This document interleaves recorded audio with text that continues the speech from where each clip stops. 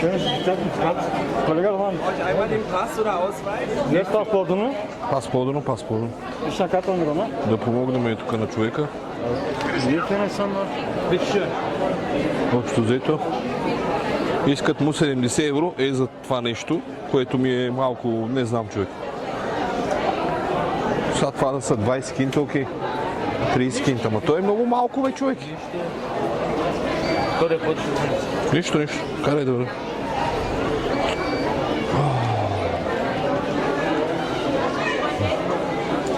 На мен ми се случи, знаеш ко?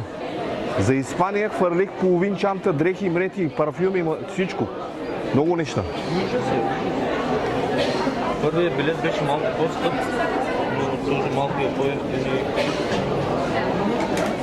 То трябва да ти да имаш ръчен багаж реално. Да, ама много е малък това. Dann brauche ich einmal die Karte.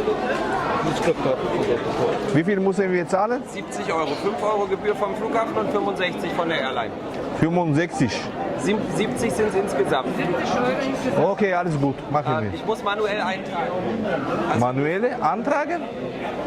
Hä? Ja, wir müssen das manuell eingeben. Oder durchziehen. Wir können da nicht rein. Ah, wir können nicht direkt zahlen, da ist Buch. Okay. Alles gut. Nee, stane.